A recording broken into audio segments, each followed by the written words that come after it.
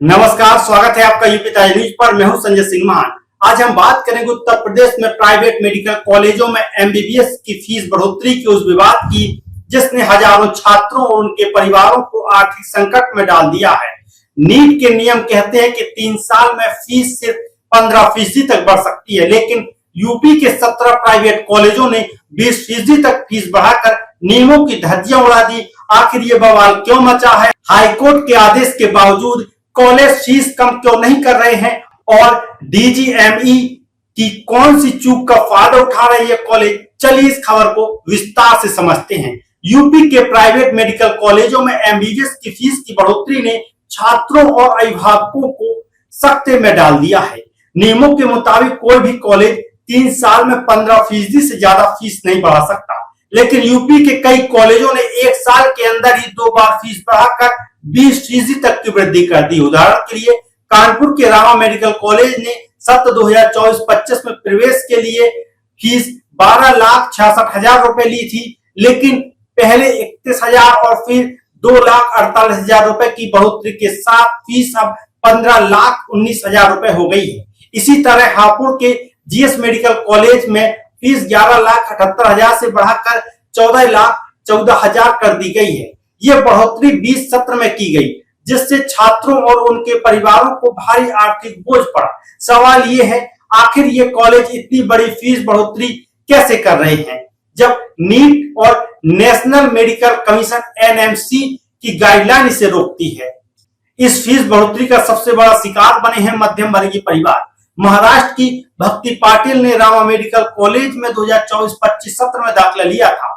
उनके पिता रणजीत पाटिल ने 12,66,000 रुपए की फीस के लिए एजुकेशन लोन लिया था, लेकिन सत्र शुरू होने के कुछ ही महीने बाद कॉलेज ने पहले 31,337 रुपए और फिर 2,48,000 रुपए की बढ़ोतरी कर दी। रणजीत कहते हैं, हमने लोन लेकर बेटी का दाखिला कराया था, लेकिन अब इतनी बड़ी फीस का इंतजाम कैसे करें?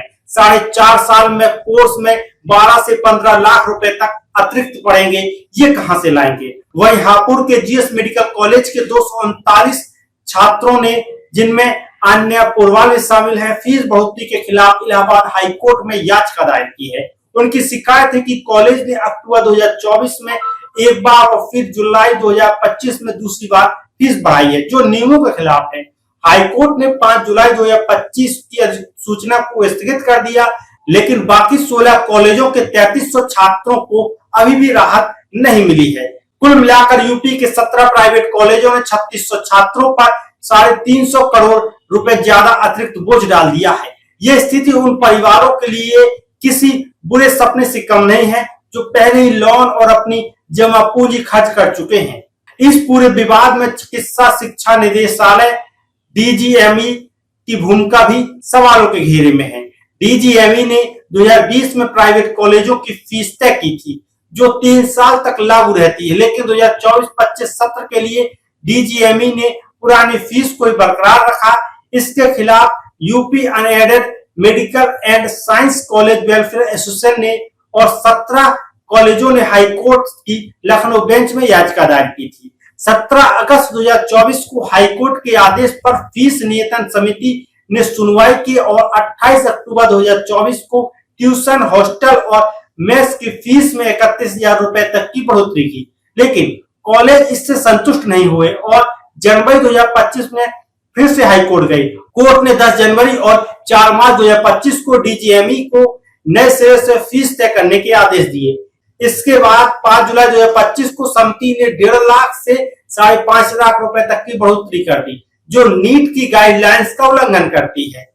नीट और एनएमसी की गाइडलाइन साफ कहती है कि फीस में सालाना 5% से ज्यादा बढ़ोतरी नहीं हो सकती और 20 सत्र में बार-बार फीस बढ़ाना गैर कानूनी है। लेकिन फीस नियंत्रण समिति ने प्राइवेट कॉलेजों के दबाव में नियमों की अनदेखी की। प्राइवेट कॉलेजों ने न सिर्फ ट्यूशन फीस बल्कि हॉस्टल व अन्य शुल्कों में भी बढ़ोतरी की। सत्र 2024-25 में नॉन एसी हॉस्टल की फीस 1.5 लाख और एसी हॉस्टल की फीस 1,75,000 रुपए थी, जो अब बढ़ाकर क्रमशः 1,63,000 और 1,92,000 कर दी गई है। इसके अलावा मिसलेनियस शुल्क 85,600 रुपए से बढ़ाकर 94,160 रुपए कर दिया गया है।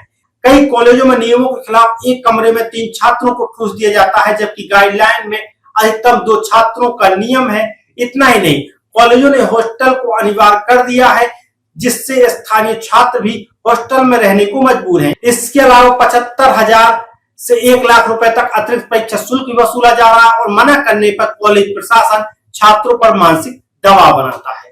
छात्र और अभिभावक इस मनमानी के खिलाफ सड़कों से लेकर कोर्ट तक लड़ रहे हैं। अभिभावक सीपी शर्मा कहते हैं, इस सत्र में 2.5 लाख रुपए की बढ़ोतरी ने हमें हिलाकर रख दिया। सरकार और स्वास्थ्य मंत्रालय की चुप्पी हमारे दर्द को और बढ़ा रही है। कई अभिभावकों ने यूपी के मुख्यमंत्री योगी आदित्यनाथ से इस मामले में दखल देने की अपील की है। एक पेरेंट्स ने प्रधानमंत्री मोदी को पत्र लिखकर फीस वृद्धि पर रोक लगाने की मांग की है। उनका कहना है कि ये बढ़ोतरी मध्यम वर्गीय परिवारों के लिए डॉक्टर बनने के सपने को तोड़ रही है। उत्तर प्रदेश के निजी व्यवसायिक शैक्षणिक संस्थान अधिनियम 2006 और एनएमसी की गाइडलाइन साफ कहती है कि प्राइवेट कॉलेज लाभ कमाने के लिए फीस नहीं बढ़ा सकती। फीस बढ़ोतरी के लिए कॉलेज में को तर्कसंगत कारण जैसे पाठ्यक्रम का स्वरूप, कर्मचारियों का खर्च, कॉलेज का विकास बताना होगा। लेकिन यूपी के प्राइवेट कॉलेजों ने इन नियमों की खुलेआम अनदेखी की है। 28 अक्टूबर 2024 को बढ़ाई गई फीस को चुनौती देने वाले कॉलेजों ने खुद कोर्ट में गाइडलाइन का हवाला दिया था, लेकिन फीस नियंत्रण समिति ने उनके दबाव में 5 जुलाई 2025 को बड़ी बढ़ोतरी की। इस विवाद का समाधान तभी संभव है जब डीजीएमई और फीस नियंत्रण समिति नीट और एनएमसी की गाइडलाइन का सख्ती से पालन करे। हाईकोर्ट ने जीएस मेडिकल कॉलेज के मामले में फीस बढ़ोतरी पर रोक लगा दी है, लेकिन बाकी 16 कॉलेजों के लिए भी ये नियम लागू होना चाहिए।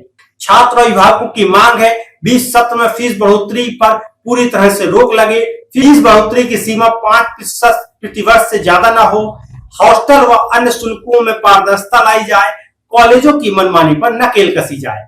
यूपी के प्राइवेट मेडिकल कॉलेजों में फीस बढ़ोतरी का यह विवाद न सिर्फ छात्रों के भविष्य बल्कि मध्यम वर्गीय परिवारों के सपनों पर भी चोट है। सवाल ये है, क्या सरकार और डीजीएमई इस मनमानी पर लगाम लगा पाएंगे? क्या हाईकोर्ट का फैसला बाकी कॉलेजों के लिए भी राहत लेकर आएगा? आप किस पर क्या राय है कमेंट सेक्शन में जरूर बताएं। फिलहाल के लिए इस वीडियो में इतना ही। मैं संजय सिंह महाना आपसे फिर मिलूंगा एक और नई विस्तृत रिपोर्ट के साथ।